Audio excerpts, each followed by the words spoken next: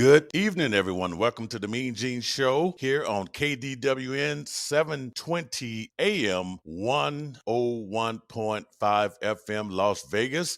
Getting you ready for week 14 of the National Football League here on this Saturday. And once again, you are listening to us on KDWN 720 AM 101.5 FM. I will be joined by my co-host, Dustin Phifer, who represents the Carolina Panthers and the Charlotte Hornets on Bally Sports Southeast right there in Charlotte. So he should be joining us pretty soon. So I hope you are enjoying your weekend here as we continue to move about the NFL season. Man, I mean, it is moving, folks. Week 14, which means we only have about 4 more weeks of football here left. And it is just, I mean, it's moving. It is moving. Pretty soon it will be over. We got a couple of teams on a bye week, and we'll talk about those.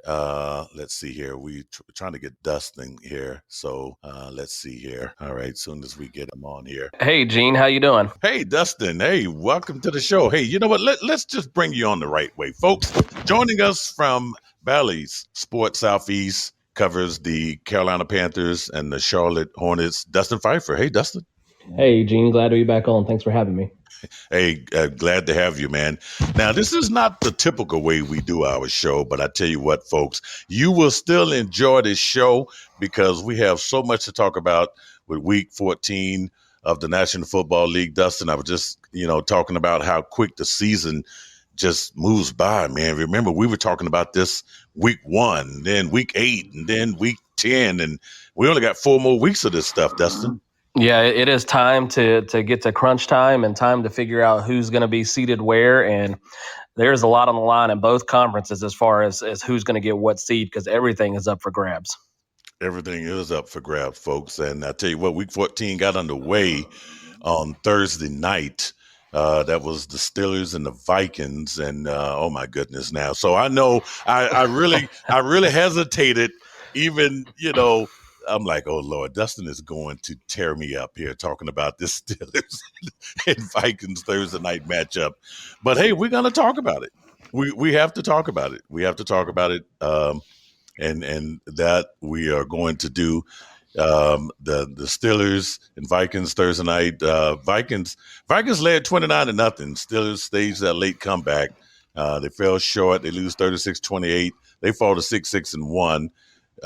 Last place in the AFC North. Vikings improved to 6-7, keep their NFC wildcard hopes alive, Dustin. So what do you think about that Thursday night performance? Yeah, that was, I thought about you last night, Gene, as that game was going on to because it just was not what you expect to see from Steelers football, regardless of how bad the team may perform or whatnot. They always seem to fight under Mike Tomlin, and they did at the end. But that first half was just brutal. And you come off a big win against the Ravens. You got some momentum going. I know it's a Thursday night game and you have to travel, but to come out there and lay an egg, I know TJ Watt gets hurt, but when you just some of those runs by Dalvin Cook, and obviously he's one of the better backs in the league, Gene, but some of these runs, he was not touched until 15, 20 yards down the field. So it was pretty crazy to see the Steelers defense play like that.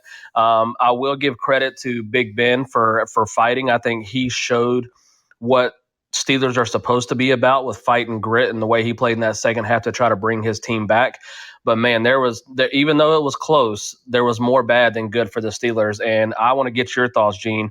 I don't want to call anybody or single anybody out, but Chase Claypool, some of the stuff that he did last night is just why the Steelers are not winning football games on a consistent basis.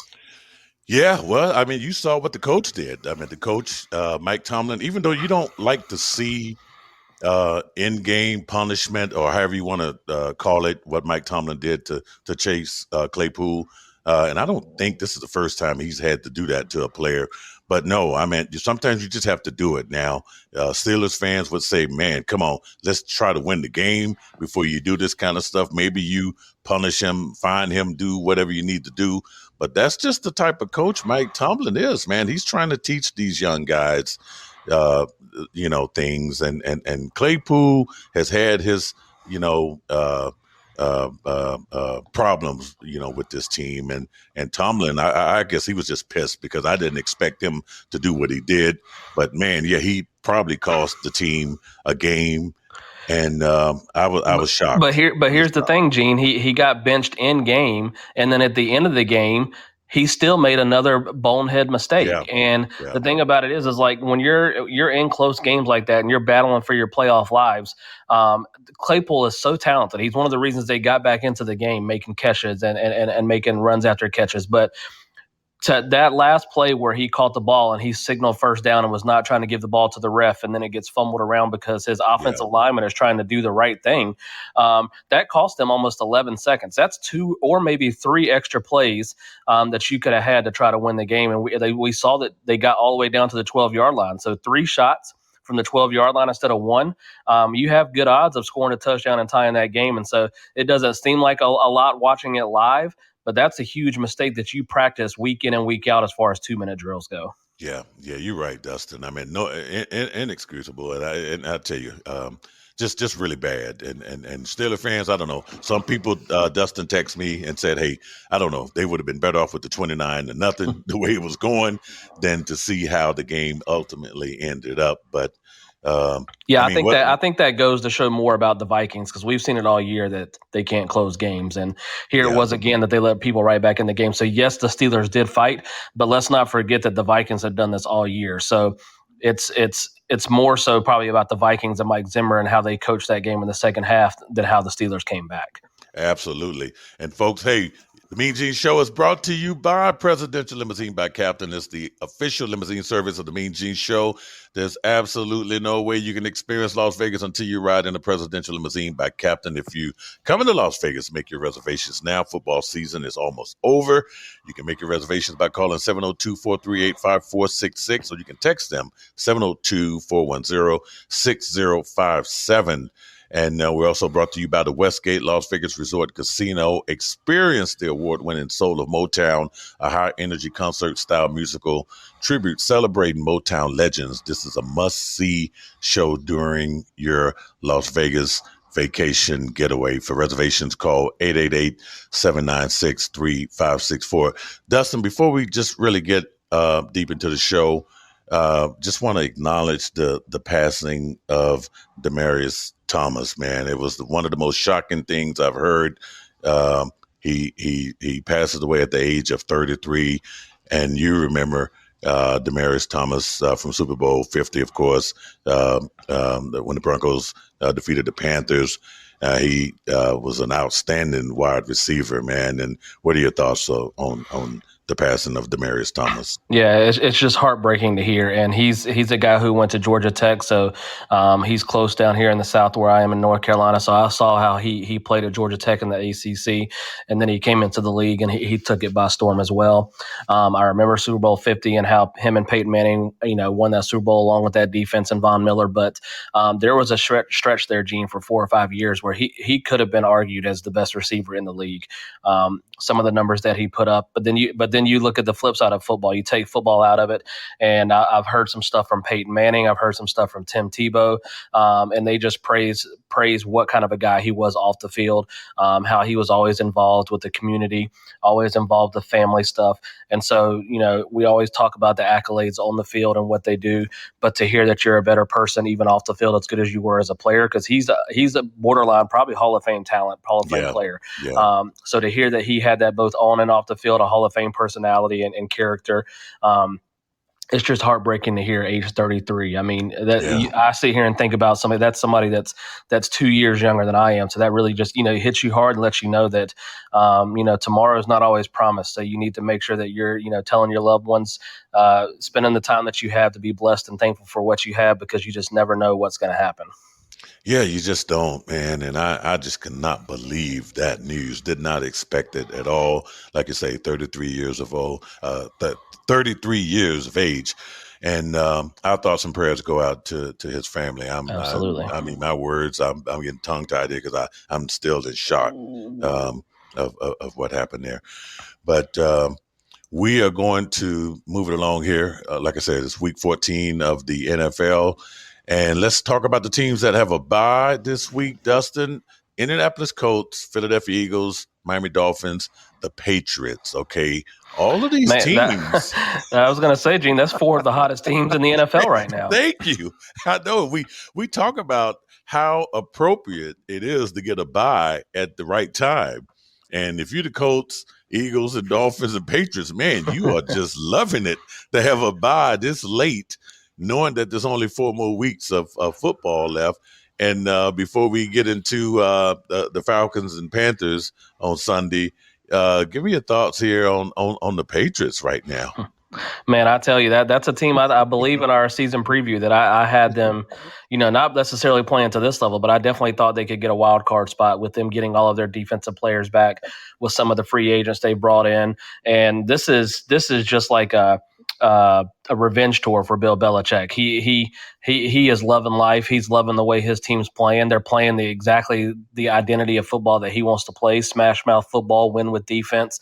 And last year everybody had all the laughs saying Tom Brady left Bill Belichick and won a Super Bowl, and now Bill Belichick can't do anything. Well, trust me, he's sitting back laughing now, and his team is just getting it done. And they are probably the best, if not 1A right there with Kansas City right now, as far as the best teams in the AFC. And the thing about them, Gene, is they know their identity and they know how they want to play, and that's dangerous for a team who's locked in with how they want to play. And you saw that Monday night. Yeah. I know it's crazy weather, but throwing the ball 3 times, Right. lining up, running the same plays, and the team knows what you're going to do, and you're still executing and gaining yards. So unbelievable performance by them, and they've got it rolling at the right time.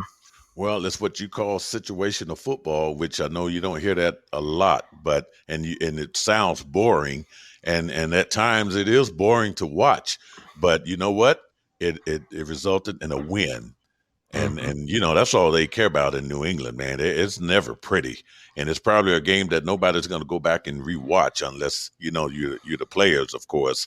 But they got the win, and here they are setting up on a bye here in week 14, and they get to reload going into late December here into the first week in January. They get to reload, and that all these teams are sitting back, probably pretty scared that it looks like it's a possibility that it could have to go through New England for the Super Bowl, because Bill Belichick in that time of year in Foxborough, that's not really what teams were expecting to have to go up there and play football in playoff football games. So no, and like we say in football, I was just texting some friends today about what the NFL stands for, which is not for long, and the Buffalo Bills should understand that, because that window was not open long for them.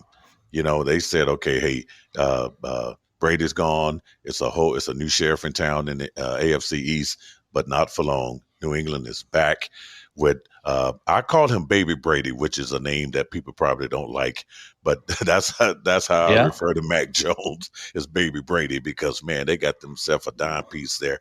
But let's go ahead and start with the first game on Sunday, and that is going to be the Falcons at the Panthers. And I said, man, I cannot wait to talk to Dustin about this game here, because what is going on with the Carolina Panthers? They made the news a lot here with they're coming off a bye. A lot of things happen. Matt Rule had to make some decisions. Well, I think the last game Cam Newton played in, they benched him, and then there was the firing of the offensive coordinator, right? Yep, that's right. And so now, a lot of people question the timing on that. So.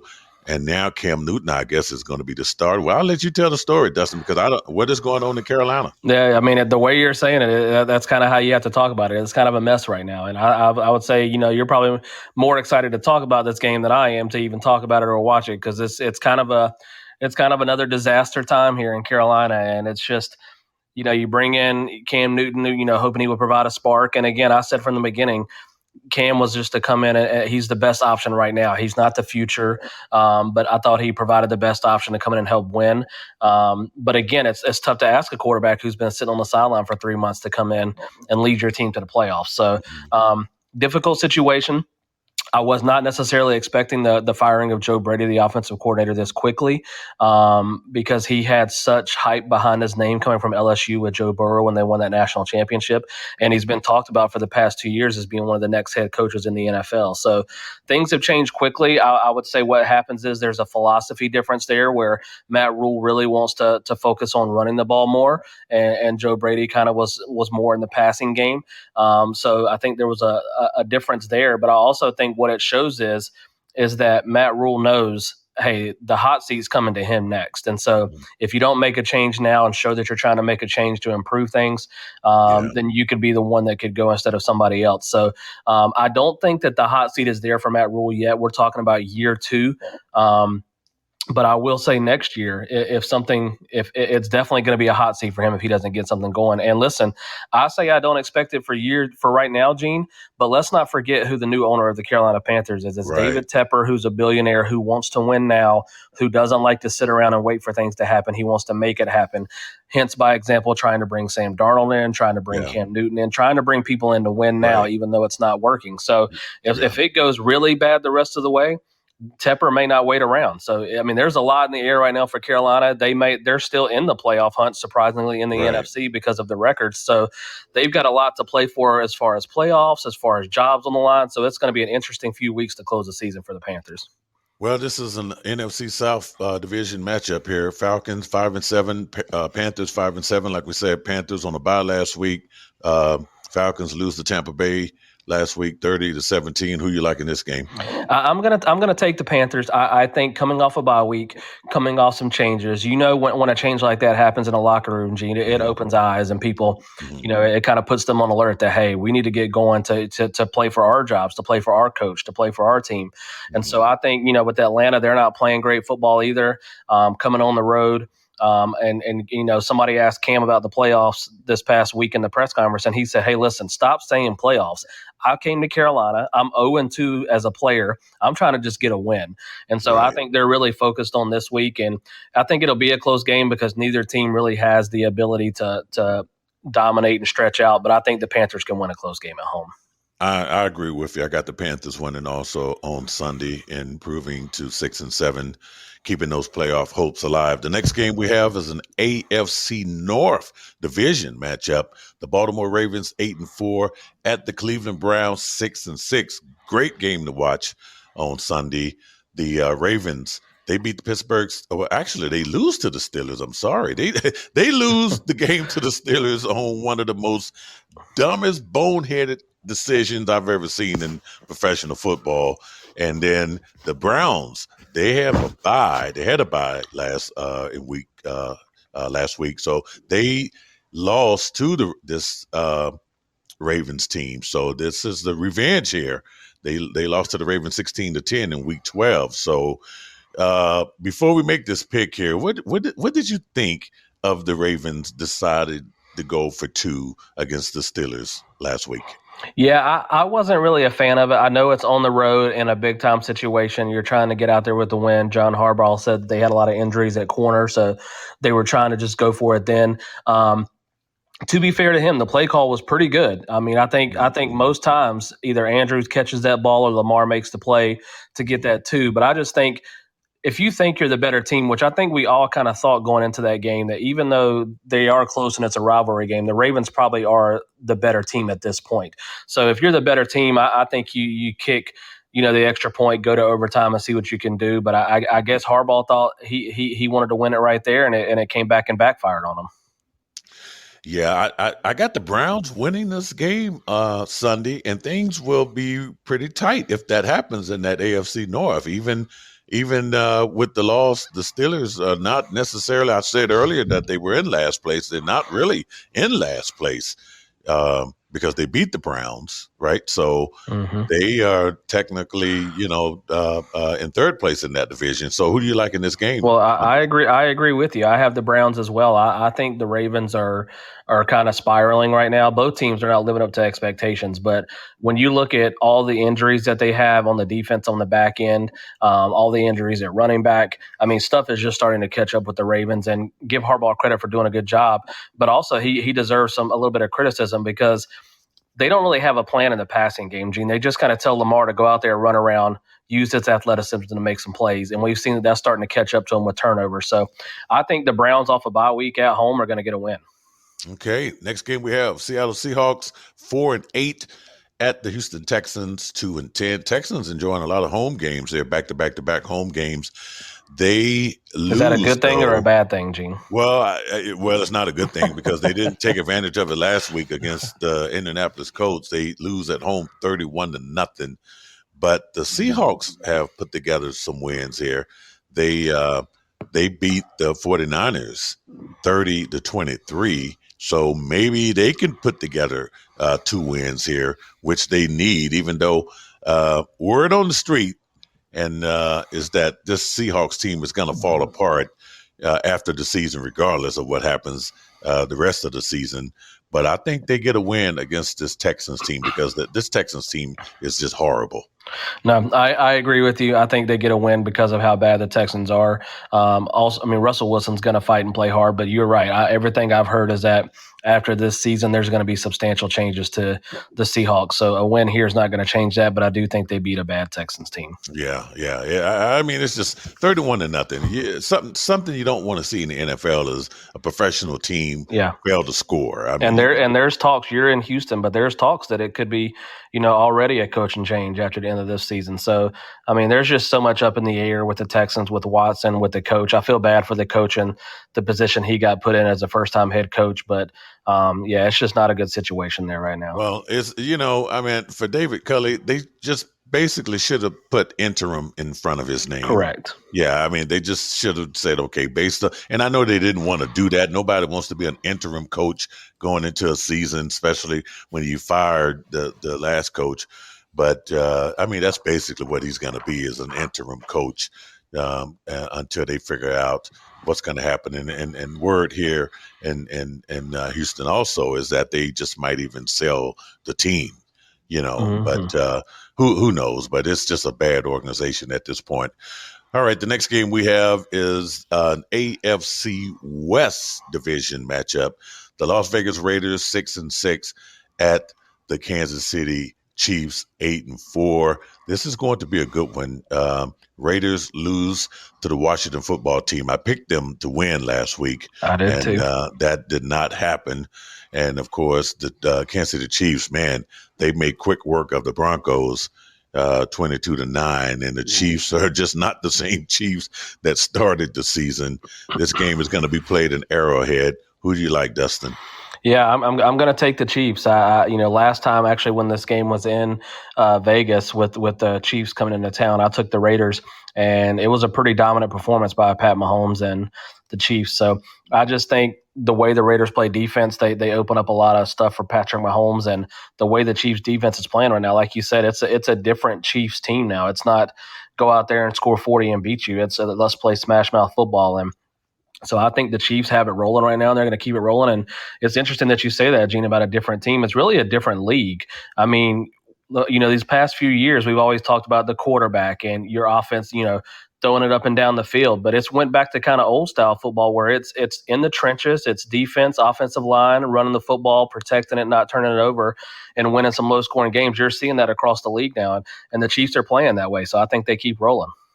All right. So, I'm going to go with the Kansas City Chiefs as well to just keep rolling. And and the Raiders is another organization that we're going to have to keep our eyes on once the season is over. All right. I thought we would be able to sneak one more in, but we won't be able to do that. We are at the bottom of the hour, folks. When we come back, we will continue our NFL Week 14 countdown here. You're listening to the MeanGene Show right here on KDWN, 720 AM, 101.5 FM, Las Vegas. And we are back, folks. Once again, you are listening to the MeanGene Show here on KDWN 720 AM 101.5 FM Las Vegas. Week 14 of the National Football League. I am joined by with my co-host here, Dustin Phifer from Bally Sports Southeast. He covers the Carolina Panthers and the Charlotte Hornets. Hey, Dustin, you don't know how many times, and I still practice, man. I actually wrote Bobcats down one day. I wrote it down, but we wasn't on the air, so I didn't have to put any money in the jar, right? That's right. That's right. You've done a lot better here lately, so I appreciate that. So I appreciate the due diligence. I don't know where my mind was. I was just typing away, writing and stuff. And next thing you know, I wrote Bobcats. I'm like, where did this come from? Right. So anyway, we're getting ready for week 14 here of the National Football League. In case you missed it, there are a couple of teams that have a convenient bye too. We're talking about the Colts, the Eagles, Dolphins, Patriots. All of these teams are really hot. And they are just steamrolling, as we talked about, Dustin, just a convenient time. What do you think of the Dolphins here? Before we finish our countdown here, looking at the standings there in the AFC East. I know we talk a lot about the Bills and the Patriots, but the Dolphins at 6-7, they have an outside chance to kind of sneak in there. Outside chance. Yeah, they absolutely do. And I'm on the other side of the fence about the bye weeks. I think it's always good to have it late in the year, but when you're playing this hot of football, I don't know if you want to stop playing. I mean, the way you're on a roll, you kind of want to keep that momentum going. So it'll be interesting to see how these teams come back off the bye week. But the Dolphins are doing kind of what we thought they were supposed to do, Gene. It's their defense is playing good defense. Tua's not turning the ball over as much, and obviously he was hurt for a lot of the year, so it's good to have him back. And I mean, I've said it all along. I think if they give him some time and surround him the right way, it's almost they could do the same situation they're doing with Mac Jones in New England. He doesn't have to be a superstar QB. You have a good defense. Just make some throws when you need to make them in clutch situations, and win games that way. And he's done that. And the Dolphins, yeah, I mean, you never know what could happen in that AFC with the way teams are beating up on each other. So they keep winning, and they'll have a chance. Yeah, I mean, even though it'd be really tough to see three teams from the AFC East make the playoffs, but stranger things have happened, though, right? You just never know. With these last 4 weeks, somebody in one of these divisions could collapse there. But let's see. So anyway, all right. The MeanGene Show is brought to you by Presidential Limousine by Captain. Make sure you give them a call, 702-438-5466, so you can ride around in style. We're also brought to you by the Westgate Las Vegas Resort Casino. And get over there to the sports book so you can watch all of these games, because in exactly 1 month here, the playoffs will kick off, and all the action is going to be over there at the sports book at the Las Vegas Westgate Resort and Casino. All right, Dustin. So let's get it going here, man. I had a little nugget there I wanted to mention, and I hate when I lose my notes here, but we're going to talk about this because there was a little nugget there, and it talked about teams that like every AFC team has lost 4 games. Is that weird? Does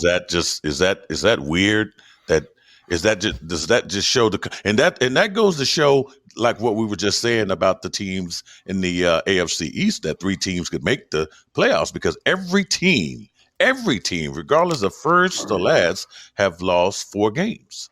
Yeah, it's pretty incredible, because normally there's 1, 2, maybe even 3 teams where we're talking this late in the season, they've only had 1 or 2 losses. So to see that across the board, and the perfect example really is the Baltimore Ravens. I mean, they go into last week holding the number 1 seed in the AFC. And now there's a lot of talk with the way they're playing that if you lose 2 or 3 in a row, that you're all the way out of the playoff picture. So you go from number 1 seed to out of the playoff picture. And so that's why it's so crucial, these games, and really crucial not to compile 1 loss and make it 2 or 3 losses in a row, because a two game losing streak will put you all the way on the outside looking in. And I mean, it's closer than it's ever been. That's why, like you said, these last few weeks are going to be absolutely insane.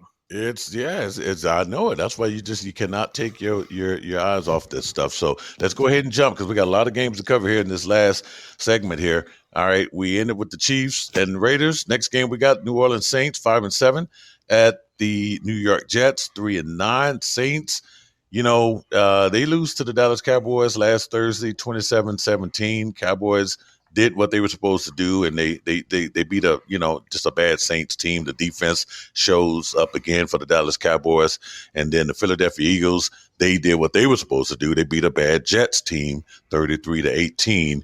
But now when you got two bad teams there, playing each other, who do you take in this one? Yeah, I honestly was thinking about taking the Jets on an upset just because of them being at home. But the one thing I did see about New Orleans is that they will finally have Alvin Kamara healthy back for the first time in a few weeks. And so I think with him back, they'll have enough to get a win against the Jets. Yeah, you're right about that. And he's been out for a while. And I tell you what, could have been the difference in a lot of losses there with the Saints, just having him on the field and his versatility there, which could have got them some wins. Definitely needed him in that Dallas Cowboys loss. But I like the Saints in this game too. Next game we have is the Jacksonville Jaguars 2-10 at the Tennessee Titans 8-4. Titans coming off a bye. The last game they played was a loss to the New England Patriots 36-13. Jaguars coming off a loss to the Rams 37-7. This game is going to be played at Nissan Stadium in Nashville. Who do you like, Dustin? I'm going to take Tennessee to bounce back. They need to, like you said, they're coming off a bye. They need to figure out what's going on without Derrick Henry, and they need to get back to playing good football because this race is so tight, like we talked about. So this is a big game. If you get a game, no offense to the Jaguars, I know it's the NFL and anybody can win, but if you get a game like this at home on your plate this late in the season, you have to take advantage and get a win, and I think they'll do that. Yeah, they're you know what? Come on. When you lose a running back of the caliber of a Derrick Henry, man, it hurts the offense. But I think they are going to have what's the running oh my goodness, the wide receiver that Julio Jones. Yeah, so he's going to be there. Yeah. And then they got the running back by committee with Hilliard and Foreman. So I think this gives them a pretty good chance to win at home, having at least the passing game and being able to hit Julio Jones. So I like the Titans in this game as well. This is probably going to be one of the most watched games on Sunday, and this is going to be really for the division because these two teams play each other twice in the next couple of weeks. We're talking about an NFC East matchup. The 8-4 Dallas Cowboys at the Washington football team 6-6. So tell you what, man, the Washington football team is at home, coached by Ron Rivera, who I know you know very well, Dustin. And he knows what's at stake here. They beat the Cowboys twice. They could win the division. They absolutely can. And if you're a Cowboys fan, you're sitting back going, is this happening? Like 3 weeks ago, it was like a 99% chance that you win this division. And now here you are. If you don't take care of business, this could happen. And then the Cowboys are still dealing with stuff. They're still dealing with some injuries. Zeke Elliott is still not 100%. Now Pollard has an injury. So there's a lot going on there. And I'll tell you what, Gene, Washington's one of those teams that I just talked about earlier that's playing that smash mouth football, knowing their identity, playing with good defense. Heineke's making some plays when he needs to. And I'm telling you what, I'm going to take Washington to keep rolling. And I'm telling you, Dallas is in trouble in this division. So I'm not saying they won't win the division, but I'm saying that Washington will get this game at home and make it very interesting. And that was a good win to go to Vegas on the road and get a win. That is the one thing going against them is they're traveling back a little bit shorter week than the Cowboys had because the Cowboys played on Thursday night. But I just like the momentum they're playing with. And when Rivera has his players clicking, he's a players coach. They play hard for him. I think they're going to get a win at home, and it's going to put Cowboys fans into a little spiral and really have them nervous in these last few weeks of the season. Yeah, not only is this game important for, the division purposes, but even in the NFC, Washington at 6-6 and the 49ers at 6-6. Right now, they hold the final two playoff spots, and then again, you got 5 teams behind them or within one game. So that's why it's important. Not only are they playing for the division, but they just playing to make the playoffs. And we know, the Cowboys could see Washington again in the playoffs. I mean, so it's just crazy. But I tell you, it would be devastating if the Washington football team beat the Cowboys twice. It would. It would be. And you did hear what Mike McCarthy said, correct? Yeah, I did. He's on record as pretty much guaranteeing. Yeah. So he's guaranteeing a win on the road. This is not a home game for the Dallas Cowboys. This Yeah, game and is so in. that puts more pressure on them. I mean, obviously, you go into a game thinking you're going to win, but when you say it out loud like that before the game and get everybody talking about it, it just puts more pressure on them. And the thing I just worry about with the Cowboys, I know we got to move on, is but it's just that I think they've lost their identity too, Gene. Like they should be. I know Dak's very good, but they should be a run first team, Mhm. so they don't have to have that defense on the field so much and rely on those running backs. And they can't figure out their identity if they want to run the ball, pass the ball, or mix it up. They just can't figure it out. Yeah, very interesting game. And by the way, if you want to catch this game, it is your early game, and it's going to be one to watch. And I know a lot of folks will be watching it. So, yeah, it's going to be a great one. So I got the Washington football team winning this game as well. So let's start with the first late game of the Sunday afternoon. And this is going to be, how about this, man? The 1-10-1 Detroit Lions at your 6-6 Denver Broncos. The Detroit Lions win their first game last week, 29-27 over the Minnesota Vikings. And one reason why the Vikings, had to get that win last week to quickly shake that off, losing to the Detroit Lions. But the Broncos, they lose to the Kansas City Chiefs.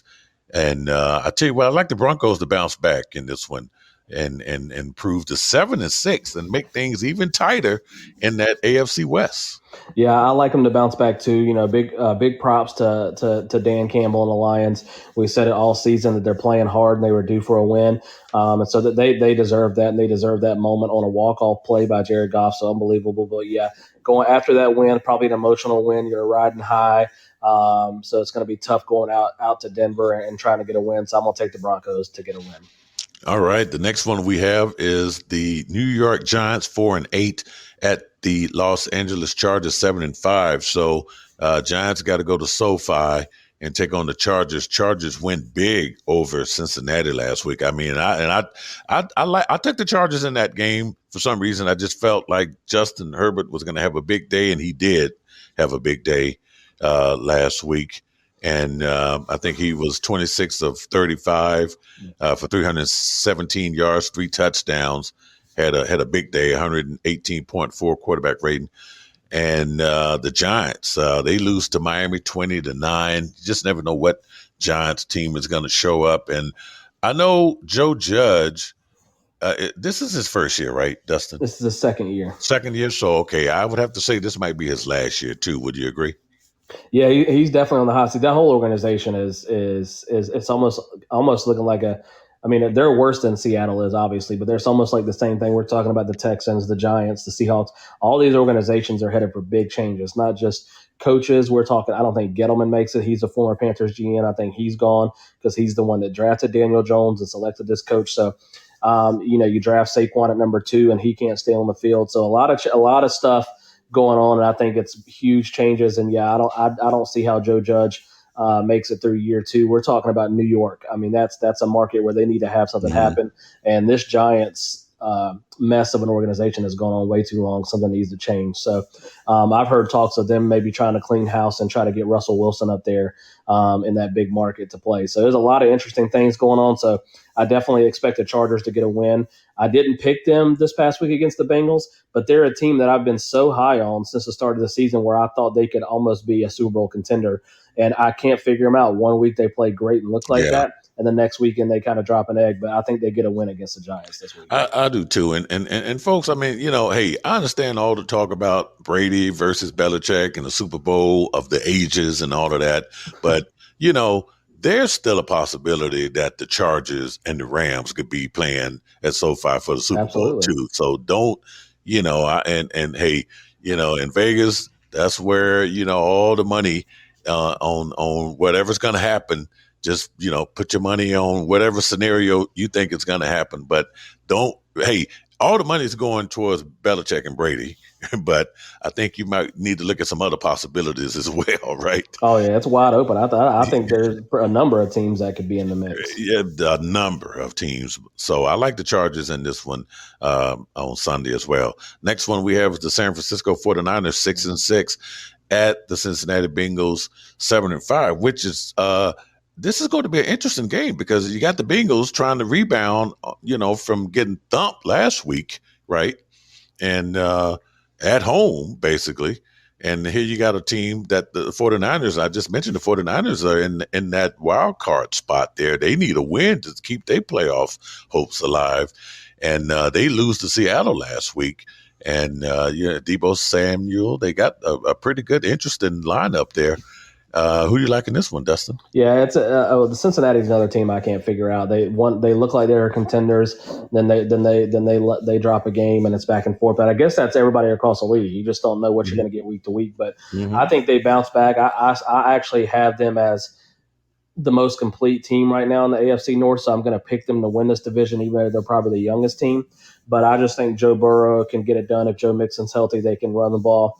And I'm going to take them to get a win. And the Niners, I don't think Debo's back this week, and I know that's their biggest weapon. I know Kittle had a big game last week, but I can't trust Jimmy Garoppolo in late game situations, and he did it again last week where he had a chance to lead his team to a win, and he messed up a couple of times. So I'm going to take Cincinnati to get a win and hold on to first place in the AFC North. Yeah, same here. Especially if Cleveland knocks off Baltimore, then that could really shake things up in the AFC North. I like Cincinnati Bengals as well to win on Sunday. Next game we have is, and this is going to be a good one in the. I almost said AFC, but this is actually inter-conference game. The Buffalo Bills 7-5 at the Tampa Bay Buccaneers 9-3. Now this could be a Super Bowl matchup. So the Bills, man, they are trying to shake off that loss on Monday night. They just couldn't figure it out. All they had to do was just copycat what the Patriots were doing. Yeah. And then maybe, maybe they could have squeaked one out. I don't know. But anyway, the Buccaneers, they make quick work of the Falcons. And it is a 30-17 loss there to Tampa. So Tampa's at home. Who you like, Dustin? I don't know why I'm doing this, Gene, but I am taking the Buffalo Bills. And that is me with a stat that I have in mind that I saw this morning, or that Tom Brady is 32-3 against the Buffalo Bills in his career. It's like the best record by a quarterback against a team. So it's pretty unbelievable. But I just think after basically people were saying they were embarrassed, even though it was a close game against the Patriots. They knew the plays that were coming and they couldn't stop them. And it's getting desperation time for the Bills. If they want to hang around in this AFC and maybe even have a wild card spot now, that's how bad it's gotten. Yeah. They need to be in desperation mode. So I think they're going to go down there. I think this matchup suits them a lot. Even though it's Tom Brady, it suits them a lot better than the Patriots because the Bucs defense has not been that great, and Josh Allen should be able to throw the ball and move the ball around the field. And so I think it's going to be a shootout. Brady's going to get his numbers. I think Allen's going to get his numbers. But I think the Bills, because of it being a shootout-type game, that's the kind of games they like to play. I'm going to take the Bills to get the upset. Okay, well, you know what? You just convinced me, and I know you cannot see me in what I just did here. I had TB written down, and then I just scratched it out, and I just wrote down BUFF. Okay. And so I'm changing there. Because desperation time is absolutely the right word, because after watching Monday Night Fiasco, the weather's going to be great in Tampa, I'm sure. Yeah. And I tell you what. And I gotta hope for Sean McDermott's sake that they get this win, because they're calling for his head. And if they drop to 7-6, and let's just say somehow miss the playoffs, because there's there will be a lot of 7-6 stuff going on there, and 7-6 could turn to 7-7, and it could get ugly from there, and that's something that you don't want to happen there. But I'm gonna say, for the sake of the Buffalo Bills fans, they need to get this win, and let's see how it's going to turn out there. But I'm going to pick Buffalo. Yeah, I would say, as a shout out to Mr. Picks, he likes talking about this stuff. If you got a pick in this game, I take the over and the points, because I think it's going to be a shootout. Because you think about how banged up the Bucs secondary is, and then now the Bills have lost their best corner in White. So there's going to be some points in the board on this game. I just think that, I hate to go against Tom Brady, but I think more desperation mode for the Bills to get a win. Okay. All right. We got two more games here and about 4 minutes to cover them. And let's start with the Sunday night game here on NBC. It's a NFC North rivalry. It's the Bears and Packers. Green Bay coming off a bye, convenient bye. Last time they played, it was a 36-28 win over the Rams. And the Bears, they lose last week to the hottest team in the NFL, Arizona Cardinals. I'm just going to say the Packers win this one. Yeah, I agree. Packers win this one. Justin Fields is back, so good to see him healthy and back on the field. But don't forget, Aaron Rodgers has already said part owner of the Chicago Bears. So he was one of those ones on that list with Brady with good records against a team. I think it said that Rodgers was 22-5 against the Bears. So I'm going to take them to keep rolling. And the way they're playing right now, I have them as the best team in the NFC because they have Aaron Rodgers who can throw it, and they also have a dual-headed running back game that can pound on the ground. So I really like what they're doing right now. Yeah, and one thing I always say, man, is that Packers, when they get a bye this late in the season, last time they had a bye this late in the season, I think they won the Super Bowl back in 2011, right? Yeah. And they had a late bye, and everybody's healthy from what I can see. And then again, so two places you don't want to play in January as Foxborough and Lambeau, right? So yeah, they do have one injury that they're dealing with. Randall Cobb looks like he's going to be out a couple weeks. He had core muscle surgery. But let's be honest, Gene, you can go out there and fill in his spot. Aaron Rodgers is going to find a way to get you a few catches. So. Oh yeah, he's got options all over the place when it comes to filling in there. All right, and then it brings us to the Monday night extravaganza, is the way I wrote it down here to describe this matchup. It's NFC West matchup. It's going to be the Los Angeles Rams at the Arizona Cardinals. Last time the Cardinals got the best of them, right? They did, and I think it's not an NFC West matchup. This is a two teams that Gene and Dustin picked to go to the Super Bowl matchup. Yeah. Well, I mean, Arizona's still rolling, got the best record in football. They were the first to get 10 wins, and they only got 2 losses. And this game is going to be played at State Farm Stadium there in Phoenix. So I'm glad you still feel good about your team because I'm not feeling as good about my Super Bowl pick from my team. I don't want to jump off the Rams bandwagon, but the Robert Woods injury is pretty big. I think they brought OBJ in to kind of be that third guy, and now he's having to take on more of a role, and he can do it, but I don't know if I like what I'm seeing as far as, when they have to get physical with teams. And luckily they had a Jags team last week that they can rebound and get a good win on. But this is a huge game if they want to really show that they are contenders. And so because of my pride, I'm going to stick with my Super Bowl team, and I'm going to take the Rams. I'm going to hope that Matt Stafford can make some plays and get a win. But I'm very impressed with what Arizona's doing to be able to stay at 10-2 while Murray and Hopkins miss multiple games, and then they come back last week and don't miss a beat. They've got a good thing going right now. But I'm gonna. This is a total pride pick. I'll admit it, but I'm taking the Rams. Yeah, I am too. I just wrote LAR down because I just said earlier, it could be the Chargers and the Rams in the Super Bowl. So why won't I just stay with that? I'm going to take the Rams in an upset to get even, make things even more interesting there in the NFL. So, hey, Dustin, that's going to wrap it up, man. We got it all done here. Folks, we hope you have enjoyed the show. We'll come back and grade our picks next week. But more important, just, hey, enjoy the games. Enjoy everything on Sunday. Me and Dustin, we will haggle throughout the week. And we'll come back next week and do it all again. Folks, enjoy the weekend. Dustin, hey, man, thanks for coming on. Hey, thanks a lot, Gene. All right, folks, we'll see you back here next week again here on the MeanGene Show, KDWN 720 AM, 101.5 FM, Las Vegas.